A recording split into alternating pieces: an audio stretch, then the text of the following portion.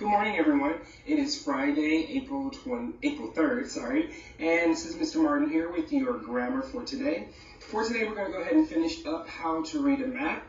On Wednesday, we did questions 1 and 2. Today, we're going to do 3, 4, 5, and 6. We're going to finish them up today. As we remember from last time, we are revising this week because it says right here, it should be revised. So adding, removing, moving, or substituting. So let's go ahead and jump right in. As always, for today, when we're revising a question, we're answering a question, we're always thinking about what is the best answer and how do we know that it is the best answer. So I'm going to read number 1 with us. Umberto wants to add one more supporting sentence to the end of the paragraph containing sentences 6 through 10. Which would be the best supporting sentence in this paragraph? So if he's adding a supporting sentence, guys, if he's adding a supporting sentence, that's a sentence that supports the main idea of that paragraph, right? So how would I go about figuring out the main idea of that paragraph, or what that paragraph is mostly talking about? If you said to read paragraph that contains lines 6 through 10, then you were correct. So let's go back and read that and kind of figure out what is that paragraph talking about. What is the main idea of that paragraph? And then we'll know which one of these sentences can go in there. Which of these sentences supports that paragraph. A map uses symbols to show a piece of land. To use a map, match the directions on the map to the directions where you are. First, find the top of it. It is north, the bottom is south. Okay. A map uses symbols to show a piece of land. To use a map, match the directions on the map to the directions where you are. First, find the top of it. This is north. The bottom is south. So this whole paragraph is talking about what? What is this paragraph talking about?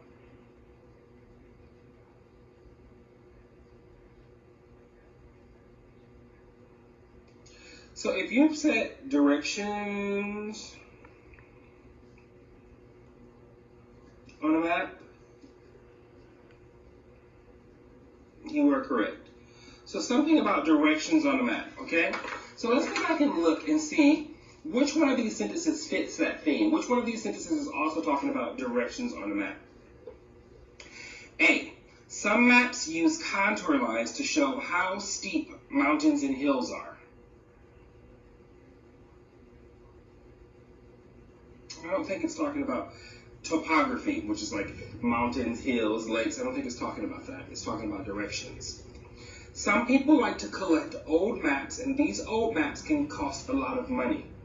Is it talking about collecting any maps? Nope. It's talking about directions. Finding these directions on a map and matching them to the actual directions where you are is called orienting the map. The word right here, directions, right? And matching these directions, we know it's talking about directions because we already talked about that. So I think the directions piece can make sense right there. So I'm going to put a question mark.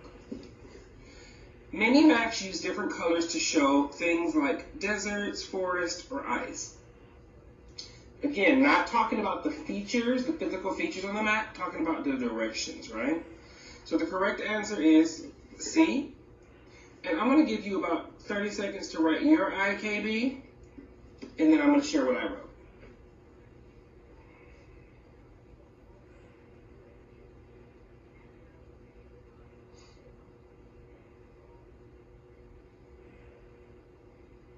So I know because this is the only sentence that discusses directions.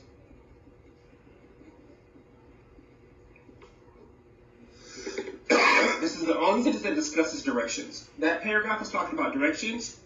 All the other ones were talking about something else. So that's why that's correct. Sorry I changed up my pen color today, but you know, let's roll with the punches. It's Friday. Number 4, what is the best way to combine sentences 14 and 15? As always, the best way to combine sentences. When I'm combining sentences, I'm making sure I'm not repeating anything, and I'm making the sentence as short and concise as possible, meaning it has all the parts that it needs to be a complete sentence, but I'm not adding any extra, I'm not rambling. And if there's a fanboy, I'm making sure it's the correct fanboy, okay? Not always, but sometimes there are. And if there are, gotta make sure the fanboy makes sense. So first things first, let's go back and read sentences. Yeah, I forgot already. 14 and 15. 14. A lot of symbols is usually found on the map. This list is called a key or a legend. A list of symbols, sorry, not a lot. It's early on. A list of symbols is usually found on the map. This list is called a key or a legend. I'm going to read it one more time because I stumbled that first time. A list of symbols is usually found on the map. This list is called a key or a legend. Okay. All right. So now, the word list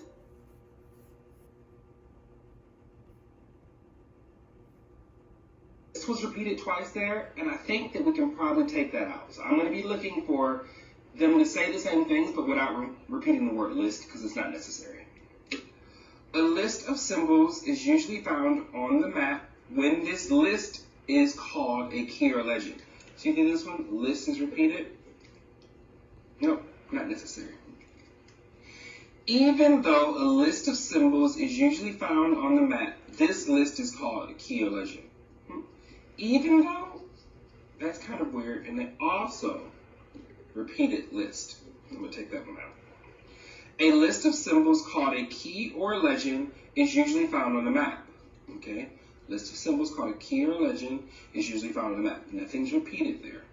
Question mark. Either a list of symbols, a key, or a legend is usually found. Either? So either usually goes with or. That means one or the other. This or this. If I go back and read my sentence, a list of symbols is usually found on the map. This list is called. It's not saying one or the other. It's saying that this is the list that's there and that's what it's called. So it's not an option. This one's like this or this. That's not what it's saying. So the correct answer, guys, is what? H. And I know H is correct. IKB. Go ahead and write your IKB. I know because. So I know because. 30 seconds as always.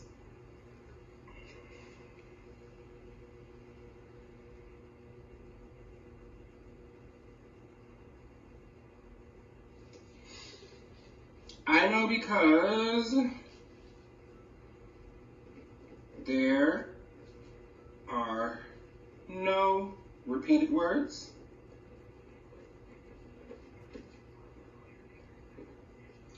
And it's a complete sentence.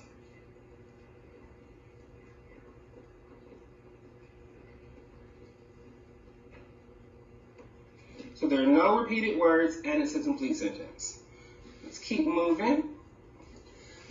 Umberto wants to add a topic sentence to the beginning of paragraphs containing sentences 16 through 18, which is the best topic sentence for this paragraph. So this is the same thing as question number 3, but instead of supporting sentence, we're looking at topic sentence. What does a topic sentence do? What does a topic sentence do?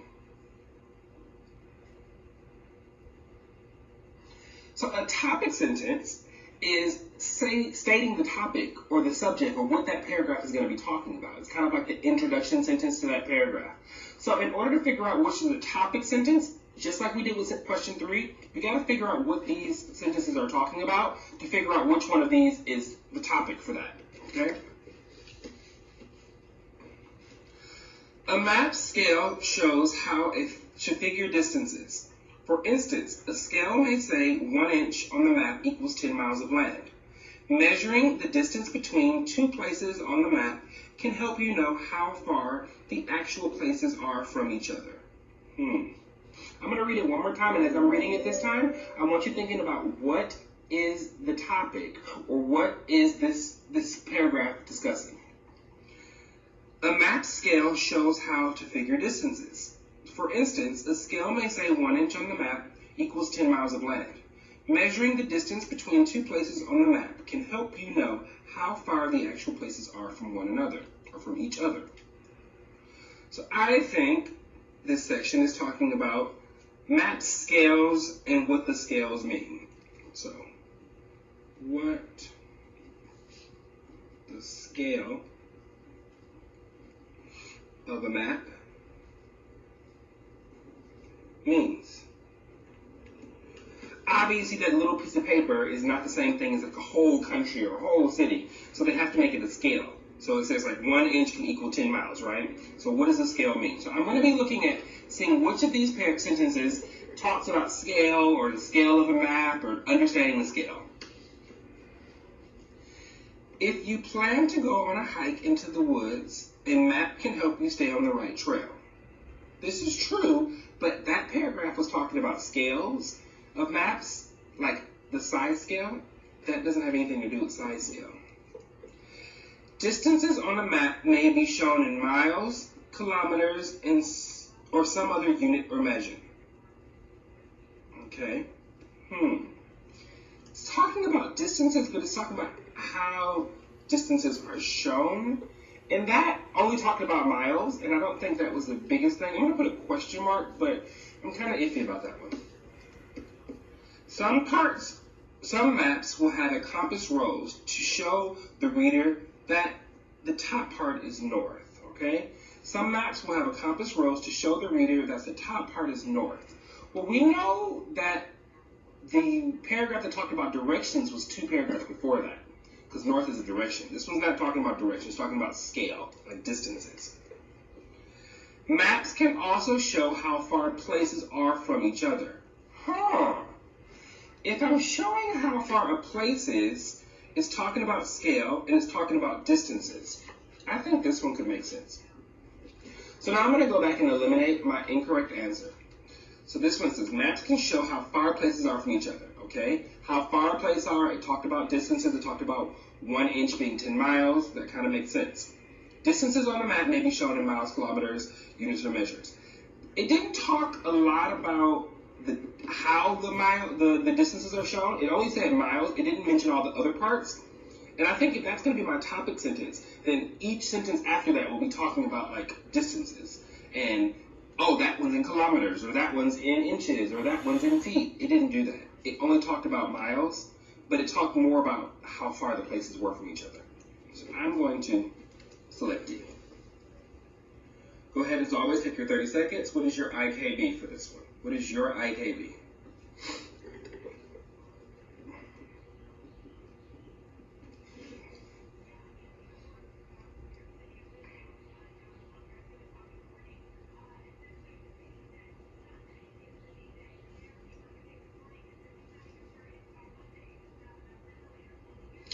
So, I know because this sentence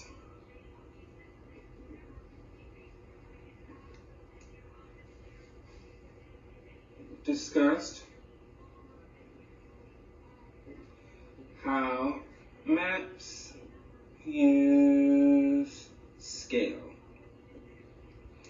And again, I'm not talking about scale like weighing yourself, but scale like how far something is, the scale. It says how far places are, that's what the scale means. 1 inch equals 10 miles, right? That's what it said, scale. All the other ones weren't discussing that. Let's do the last one. It says, what is the best concluding statement to add to the end of the selection? Best concluding statement, and we're going to add it to the end. As always, in a conclusion, we're not adding new information because we're finishing up the information that we already got. So generally think about your conclusion like if you're doing expository, your conclusion is like wrapping everything up. And we've talked about this, I've introduced this, let's pull it all home, let's wrap it all up. To figure that out, I like to read the final 2 sentences together, or whatever your final paragraph is together, so I can get an idea of how I can add a conclusion sentence to flow. I also am going to skim back through each of the paragraphs to make sure I know what the whole thing was talking about, to make sure, one, I'm not adding new information, and I'm just summarizing my information. So reading maps can help you where you are. Okay, it's talking about how to read the maps, talking about symbols that can help you with directions, talking about symbols can help you with like land features, scale. Okay, so how to read a map, direction symbols, land figure symbols, distances or scale on the map. Great. Maps can give a lot of information. They can help you find places. They can help you know how far places are from each other. So I think they didn't talk about the directions, right? Or maybe the features. So something about directions or features they can maybe include there because they've already introduced that here. So let's go back and see which of these concluding sentences makes more sense. Scientists who study the weather use maps to track storms and movement of air masses. Didn't really talk about scientists or weather in here. Yes, these are factual things, but this will be introducing new information. And at the end of a passage, you're never going to be introducing any new information. That doesn't make sense. People who make maps are called cartographers. Again, this is introducing new information by a vocabulary word. Yes, people who make maps are called cartographers, but that would be something that maybe will go at the beginning of it or in the middle, not at the end. Some maps show large pieces of land like a country or a state, while others show small pieces of land like a neighborhood. Great, again, but when we discuss the maps, this would be something that I think will go in the beginning or middle of the passage because it's explaining kind of what a map is or what maps show, not at the end of it. That doesn't make sense. Learning to read a map can help you in many ways. This one kind of sums up everything we wrote. Let's look back. How to read maps, understand the symbol scales, and get information. Okay? Kind of ties to that. Let's see if it plugs in here. Maps can give a lot of information. They can help you find places. They can help you know how far two places are from one another. Learning to read a map can help you in many ways. Perfect. So I know because 30 seconds, write your answer, and then I'm going to write my answer.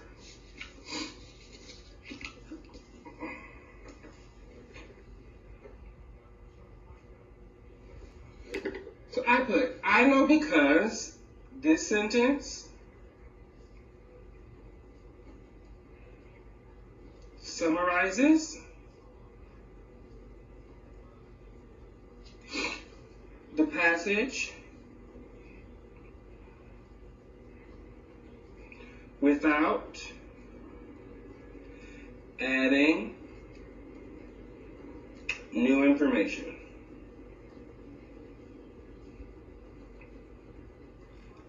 Again, summarizing the passage, didn't add any new information. Thanks so much, guys, for listening this morning. I'm a little sick with my allergies, so I didn't have my video on. I want you to see the sickness in my face, but I'm here for you as always.